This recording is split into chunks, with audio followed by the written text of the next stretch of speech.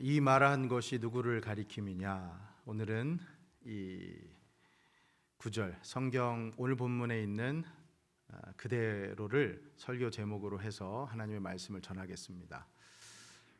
오늘 말씀은 초대교회의 집사 빌립이 에티오피아 간닥의 여왕 네시에게 복음을 증거한 사건을 다룬 말씀입니다. 근데 이 사건이 교회사적으로 굉장히 중요한 사건입니다. 왜냐하면 이제 복음이 이 중동 그 팔레스타인 유대 땅을 넘어서 아프리카로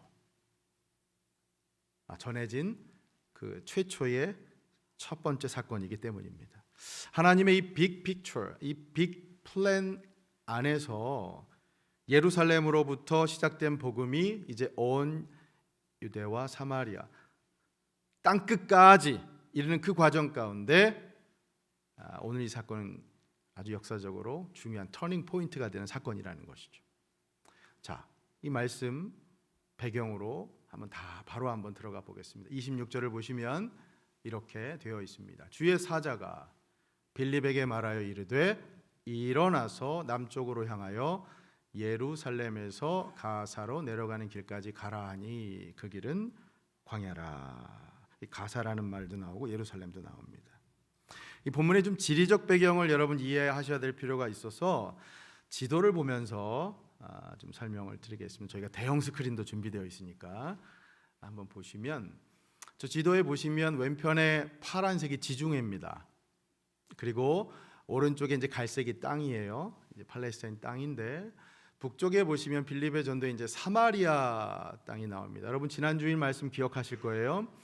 빌립이 사마리아 성에 가서 복음을 전했습니다. 대부흥이 일어나죠. 마술사 시몬도 그 안에 있었던 것을 여러분 기억하실 거예요. 그런데 지도를 보면 저 사마리아에서 예루살렘 대략 한 50마일 정도 되는 거리입니다. 빌립이 거기 있었는데 오늘 말씀 보면 주의 사자가 이르러서 빌립더러 이제 어디로 가라고 하냐면 예루살렘 더 밑에 서남쪽으로 가다 보면 가사라고 하는 곳, 그곳 가는 광야로 가라고 얘기를 합니다. 저것도 대략 한 50마일 정도 된다고 하면 정반대로 지금 가라고 한 거예요. 사마리아에서 가사까지. 자, 여러분 오늘날 이스라엘 전쟁 뉴스를 통해서 보셔서 아시겠지만 저 가사라는 데가 오늘날의 가자 지구입니다. 그러니까 이스라엘에서 지금 애굽과 아프리카로 이어지는 최남단에 위치한 도시예요. 그러니까 고속도로로 얘기하면 인터내셔널 하이웨이가 지금 한 나라에서 다른 나라로 건너가기 전 최남단 끝에 위치한 휴게소라고 할까요? 그런 도시예요. 여기가 그런 역할을 한 데가 바로 가사입니다. 자, 그런데 주의 사자는 지금 사마리아에서 가사로 가는 광야까지 빌립더로 가라고 얘기한 거예요. 명령한 거죠. 여기 주의 사자는 이후 말씀을 보면 성령이라고 나오기 때문에 성령으로 이해를 하셔도 되겠습니다. 그러니까 빌립은 지금 성령의 인도하심을 따라서 사마리아에서 저 아래 가사라고 하는 광야까지 갔다는 것이죠. 자, 이런 배경을 토대로 오늘 여러분과 두 가지 포인트를 좀 나누겠습니다. 첫 번째 설교의 포인트는 빌립에 한번 집중해 보겠습니다. 빌립을 통해 얻는 교훈, 그것은 순종입니다. 순종. 여러분 본문의 상황을 찬찬히 한번 다시 보세요. 빌립이 아까 어디 있었다고요? 사마리아 성에 있었습니다. 복음을 전해서 대부흥이 일어납니다. 그야말로요, 풍성한 전도의 열매가 맺어지고 있었습니다. 그런데 너무나 뜻밖에도 정반대, 그 부흥의 대잔치를 하고 있는 그곳에서 엉뚱하게 아무도 살고 있지 않는 광야로 내려가라고 성령은 말씀하십니다. 여러분 이 명령은 빌립에게 있어서 좀 이해하기 힘든, 아니 받아들이기 어려운 명령이었을 수 있어요. 그렇죠? 아니 부흥의 현장을 떠나서 왜 그 아무도 살지 않는 광야로 지금 가서 뭐 하라고요? 여기 지금 사람들도 많고 교회도 성장하고 얼마나 좋아요. 그런데 저 낯선 곳에, 아마 저 같으면 하나님 왜 여기를 제가 떠나야 합니까? 그렇게 하나님께 물었을 것 같아요. 하지만 이후 말씀 보면 빌립은 이런 방구 한마디도 하지 않습니다. 그저 순종합니다. 묵묵히 따라가요. 27절 한번 보시겠어요, 여러분? 27절 같이 한번 읽어보죠. 시작. 일어나 가서 보니 에디오피아 사람 곧 에디오피아 여왕 간닥의 모든 국고를 맡은 관리인 내시가 예배하러 예루살렘에 왔다. 보세요, 여러분. 빌립은 일어나 그냥 갑니다. 아무 말이 없어요. 다른 말이요. 성경은 순종했다는 얘기예요. 성령의 인도하심을 따라 순종하는 거예요. 저는 이 포인트에 우리가 오늘 주목할 필요가 있다고 생각합니다. 찰스 스윈돌이라고 하는 목사님의 책을 보면 여기 빌립의 전도를 설명하면서, 지금 빌립은 지금 전도하고 있는 거잖아요, 여러분, 그죠? 빌립의 전도를 해설하면서 전도에는 보통 세 가지의 유형이 있다라고 소개를 해요. 제가 좀 이게 여러분과 좀 나누고 싶은 재밌는 부분이라서 좀 소개하면, 세 유형이 어떤 유형이냐? 첫 번째 유형은 잡상인 유형입니다. 잡상인 스타일. 뭐냐면 이건 그냥 마구잡이로 들이대는 스타일이에요. 전도할 때 아무에게나 기독교의 본질을 그냥 기본을 설명해 줄 생각에 다른 사람 생각하지 않아요. 그 사람은 준비가 되어 있는지 뭔지 상관하지 않아요. 그냥 들이대면서 주유소의 남자, 마트의 여자, 친구의 친구, 어딜 가든지 배달 택배기사, 식당 손님, 만나는 사람이면 누구든지 상대가 누구이든 부딪히는 거예요. 그 사람이 준비가 되었든 말든. 그러니까 긍정적으로 보면 많은 사람을 만나다 보니까 그만큼 전도가 될 확률도 많죠. 그러나 부정적으로 보면 상대방이 반감을 불러일으킬 부작용도 있게 됩니다. 이게 첫 번째 잡상인 유형이랍니다. 또 두 번째는 현학자 유형이랍니다. 학자, 이지적인 스타일이에요. 그러니까 변증법으로 접근하는 거예요. 논리로 진리를 설명하라는 겁니다. 그러니까 상대방을 충분히 배려해요. 대화를 통해서 진리를 풀어나가 설명하라는 거예요. 근데 이성적으로 접근하다 보니까 어떻게 되겠어요? 실질적으로 효과는 많지 않아요. 전도 효과는 많지 않습니다. 자, 마지막으로 세 번째, 이게 재밌어요. 뭐냐면 비밀 공작원 스타일이랍니다. Secret Agent 스타일, Undercover Super Spy 스타일이에요. 이 뭐냐? 겉으로는 자신이 크리스천임을 드러내지 않고 삶으로 복음을 전한다는 거예요. 우리 설교에서 참 많이 강조하는 거잖아요, 이거 설교자들이. 그렇죠? 자, 그런데 여러분, 거꾸로 얘기하면 이게 뭐냐면 이런 부작용이 있을 수 있어요. 우리 주변에서 직장 생활을 친구들 하다가 그런 얘기를 들을 수, 야, 네가 크리스찬이었어? 겉으로는 드러내지 않고 신앙생활을 한다고 나는 오히려 더 신실하게 경건하게 생활하려고 하는지는 모르지만 사람들이 볼 땐 네가 크리스찬이었어? 이렇게 얘기할 수 있는 부작용도 있다는 것이죠. 그러니까 결국 이 스윈들 목사님의 주장은 이 세 가지 유형 모두가 장단점이 있으니까 좋은 것을 골라서 효과적으로 전도하는 게 중요하다는 거예요. 자, 그런데 이 세 가지에 앞서 절대적으로 필요한 전도자의 요건이 있습니다. 아니, 모든 신앙인의 요건이 있습니다. 그것이 무엇이냐? 바로 순종이라는 겁니다. 순종하며 나아갈 때야 비로소 잡상인도 될 수 있고 현학자도 될 수 있고 시크릿 에이전트도 될 수 있죠. 성령의 이끌리심에 의해 순종하며 나아갈 때, 누구한테 접근해야, 나아갈 때에야 비로소 복음이 전해질 수 있지 않겠습니까? 빌립 보세요. 성령을 이끄심에 온전히 순종해 나아간 그가 광야로 가서 무슨 일을 하느냐? 에티오피아 내시에게 이렇게 다가갑니다. 29절 보세요. 어떻게 하느냐? 성령이 빌립더러 이르시되 이 수레로 가까이 나아가라 하시거늘. 성령이 이런 인도하심 이끄심으로 하잖아요. 그러자 빌립이 어떻게 반응하느냐? 30절, 빌립이 달려가서 선지자 이사야의 그리는 것을 듣고 말하되. 여러분, 물론 수레와 마차는 지금 굴러가고 있는 거예요. 그러니 빌립이 달려갈 수밖에 없었겠죠. 그러나 저는 이 빌립의 행동을 봅니다. 빌립은 달려갑니다. 성령의 이끄심에 온전히 순종하며 나아가는 것이죠. 적극적으로. 사랑하는 여러분, 빌립의 이 순종하는 모습을 우리 삶에 한번 적용해 봅시다.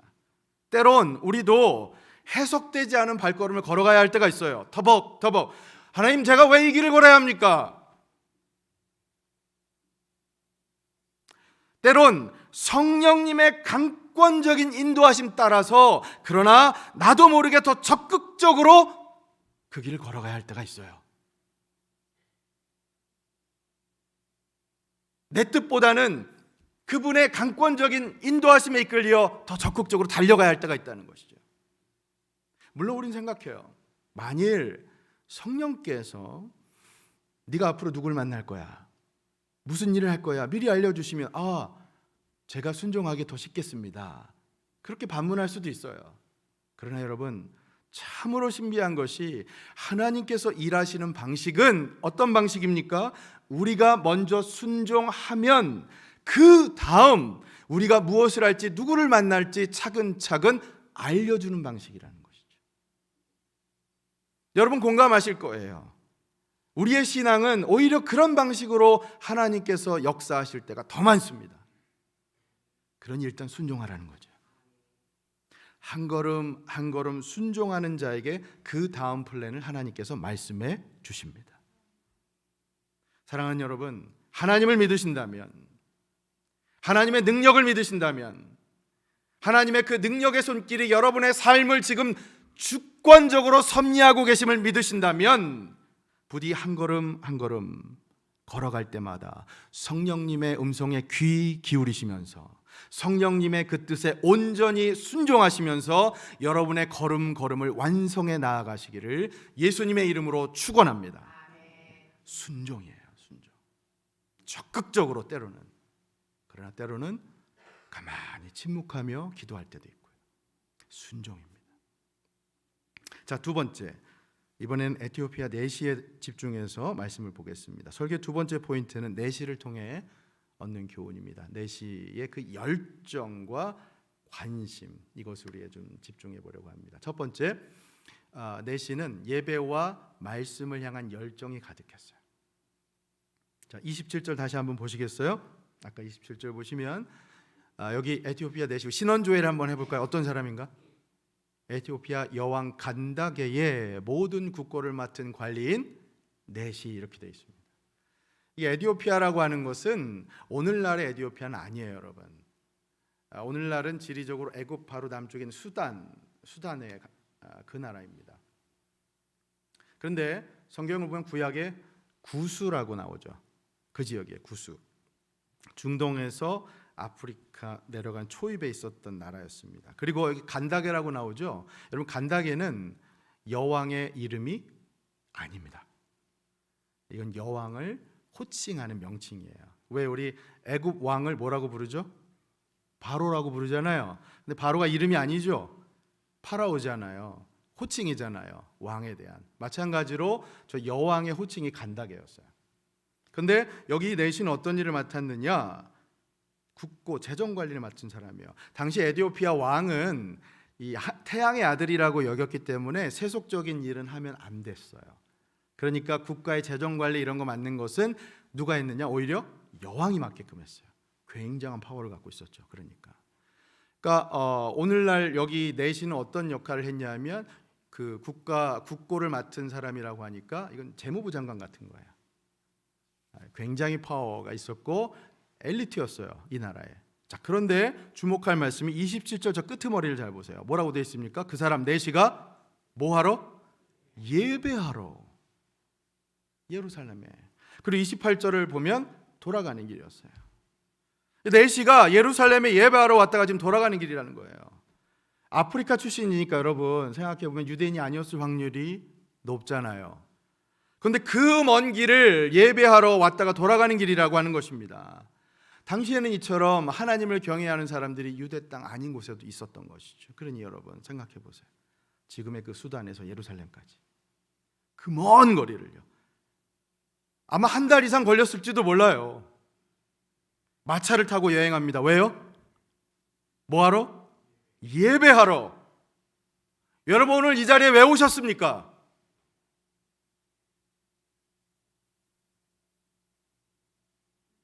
우리가 그것을 잊지 않았으면 좋겠어요. 뭔가 뒤처리와 뒷수습을 하기 온 게 아니잖아요. 오늘 예배하러 왔잖아요, 우리. 여러분, 저는 그런 의미에서 우리 임마누엘 교회 성도님들이 참으로 대단하고 존경스러워요. 왜냐? 여러분 잘 아시지만 지금 이 예배를 위해서 정말 타주에서 먼 거리에서 오시는 분들 많으시거든요. 델라웨어에서, 뉴저지에서, 저기 심지어 메릴랜드에서 그 먼 거리를 왜 오세요? 예배드리러. 여러분, 이 4시의 경우에는요, 단순히 멀기만 한 게 아니었어요. 이 사람이 맡은 지위를 생각해 보세요. 한 나라를 책임지고 있잖아요, 지금. 근데 그 먼 거리를 오랫동안 자리를 비운다고 하면 이 나라가 어떻게 되는 겁니까, 지금? 뭐 오늘날로 얘기하면 휴가를 내고 왔겠을지 모르지만 이거는 웬만한 용기와 결단이 아니고서는 있을 수가 없다는 얘기죠. 여러분, 이 모든 건 하나님을 예배하기 위한 그의 열정 앞에서는 아무것도 아니었어요. 사랑하는 여러분, 이 열정, 이 모습 내시는 갈급했습니다. 대단하지 않습니까? 예배를 향한 이 내시의 열정, 저는 오늘 그 열정이 여러분, 우리 임마누엘 교회 다시 한번 회복될 수 있기를 예수님의 이름으로 축원합니다. 그게 우리에게 지금 가장 필요한 게 아닐까요? 자, 그 다음 이 예배를 향한 열정 외에 이 사람이 얼마나 진리에 목말라 했는가, 그 열정을 보여준 또 다른 증거가 있어요. 여러분, 아까 이 사람이 아까 봉독한 말씀 보면 내시가 수레 안에서 뭐 하고 있었죠? 할렐루야. 여러분, 놀랍지 않으세요? 지금 여기 이 사람이 있는 데가 어디라고요? 어디 안? 수레 안, 마차 아니에요. 덜그덕 거리면서 얼마나 시끄러웠겠어요. 도로는 포장도 안 되었겠죠. 그 초점도 제대로 잡히지 않는 곳에서 지금 성경을 보고 있습니다. 여러분, 우리 같으면 이럴까요? 오늘날 버스 안에서, 전철, 기차 안에서 많은 분들이 지금 뭘 보고 있습니까? 유튜브를 보고 있죠. 우린 성경을 보고 있는 것이 얼마나 되는가. 여러분, 오늘날에도 이런 열정을 가진 사람은 손쉽게 찾을 수가 없어요. 그 당시 오늘날처럼 도로 사정도 좋지 않았을 것이고 달리는 마차라고 하면 덜컹거리면서 얼마나 시끄러웠겠어요. 여러분 아시지만 당시의 성경은 두루마리였어요. 두루마리, 파피루스를 만들어낸 아주 귀한 물건이었어요. 그렇죠? 왜냐? 직접 사람이 손으로 써야만 했기 때문에. 필사본이잖아요. 이건 인쇄도 아니에요. 컴퓨터 파일도 아니에요. 프로그램 앱도 아닙니다. 그렇죠? 직접 필사한 책이었어요. 서기관들이 꼼꼼히. 그 내시는 그렇게 이 귀한 것을 거기에 물질을 쏟을 만큼, 그 다음에 거기에 그 힘든 상황에서도 성경을 읽으려고 하는 그 공을 들여서 열정을 가진 사람이었어요. 여러분, 이 말씀에 대한 열정, 지금 우리에게 이것이 필요한 것이 아니냔 말이죠. 자, 그런데 오늘 마지막으로 여러분들께 강조하고 싶은 건 이거예요. 이 성경과 진리에 그렇게 열정을 가졌던 내시, 그런데 그가 무엇에 관심을 두고 지금 읽고 있었느냐, 우리가 이것을 놓치면 안 됩니다. 그가 무엇에 관심을 갖고 살았는가, 내시를 통해 얻는 두 번째 교훈, 그것은 바로 예수님이에요. 예수님. 자, 여러분 30절과 31절 말씀을 보십시오. 30절 같이 읽습니다. 시작. 빌립이 달려가서 선지자 이사야의 글을 읽는 것을 듣고 말하되 읽는 것을 깨닫느냐. 31절 대답하되 지도해 주는 사람이 없으니 어찌 깨달을 수 있느냐고 빌립을 청하여 수레에 올라 같이 앉으라 하니라. 빌립이 내시에게 물어요. 달려가는 그 마차 안에 있는 내시에게 읽고 있는 것을 지금 이해하십니까? 그죠? 이해를 못한다고 하니까 그 달리는 마차 안으로 뛰어들어서 무엇을 읽고 있느냐 하나하나 풀이를 해주죠. 여러분 놀랍게도 그 말씀이 어디였습니까? 이사야 53장이었습니다. 예수님의 메시아의 고난에 대한 말씀이었어요. 자, 이 말씀 우리도 한번 읽어보죠. 32절 시작. 읽는 성경 구절은 이것이니 일러스되 그가 도살자에게로 가는 양과 같이 끌려갔고 털 깎는 자 앞에 있는 어린 양이 조용함과 같이 그의 입을 열지 아니하였도다. 33절 그가 굴욕을 당했을 때 공정한 재판도 받지 못하였으니 누가 그의 세대를 말하리요 그의 생명이 땅에서 빼앗김이로다 하였거늘. 아멘. 여러분, 여기 성경이 얘기하는 그가 누구입니까? 예수님. 이 말씀 후에 내시가 빌립에게 질문을 하는 거예요. 오늘 설교 제목처럼 여기 이 말씀한 이 글, 이 말이 누구를 가리킴이냐? 선지자를 가리킴이냐? 아니면 다른 사람을 가리킴이냐?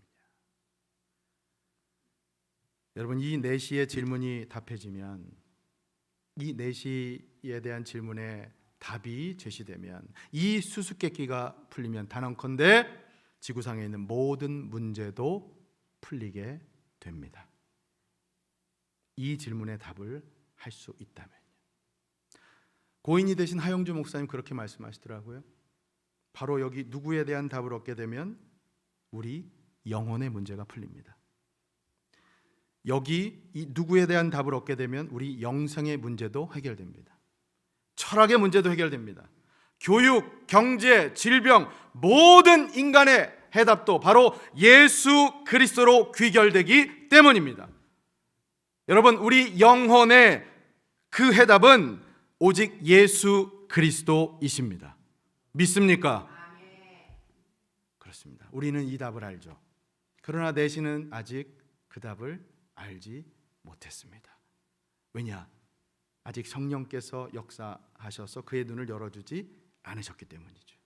그러니 빌립이 이 글을 시작으로 해서 차근차근 예수님을 설명해 나아갈 때 여기 이 도살장에 끌려가는 어린 양처럼 불법적으로 재판을 받아서 불의하게 죽음을 당해서 우리를 위해 대신 죽음을 당하신 분이 바로 예수님이시고 사흘 만에 부활하시고 그분을 믿을 때 우리가 영원한 생명과 구원을 얻는다고 하는 것, 여러분, 이것이 바로 복음이잖아요. 이걸 들었을 때 드디어 내시의 눈이 열립니다. 할렐루야. 여러분, 35절 말씀 보세요.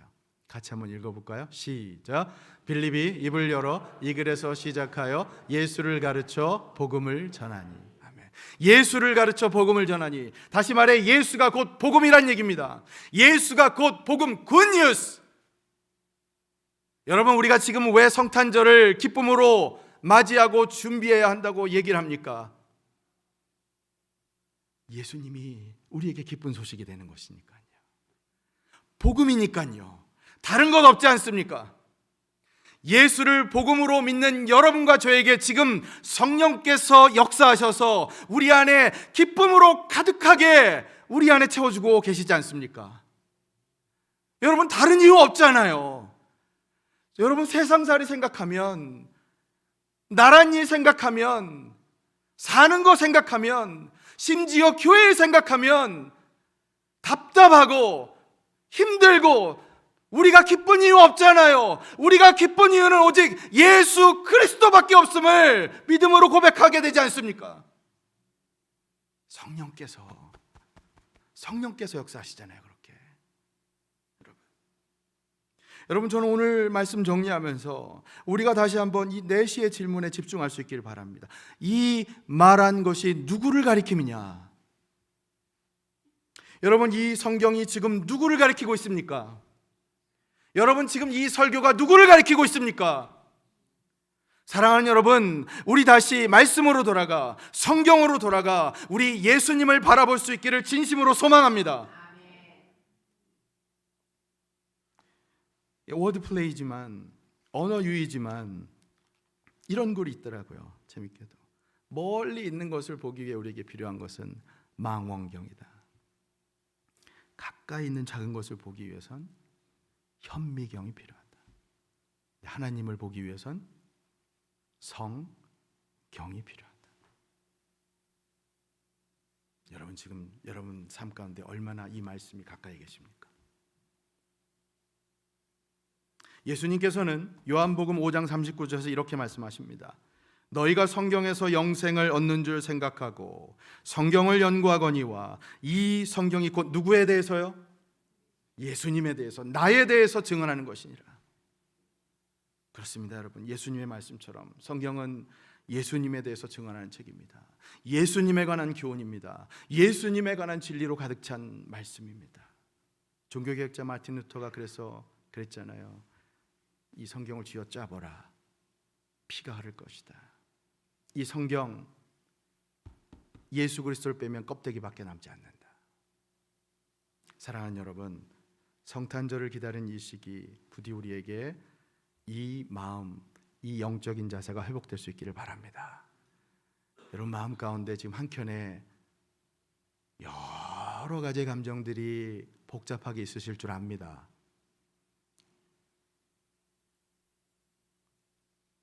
인간적인 것들, 사람의 것들 우리 주님의 십자가 앞에서 다 내려놓고 이 시기 예수님께 집중하실 수 있기를 간절히 소망합니다.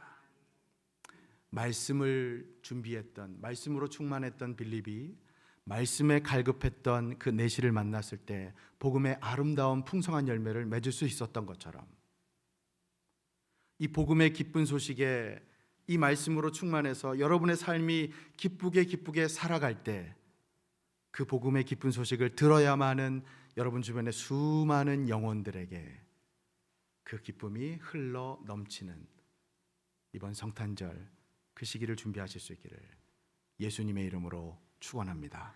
아멘. 우리 함께 찬양하겠습니다.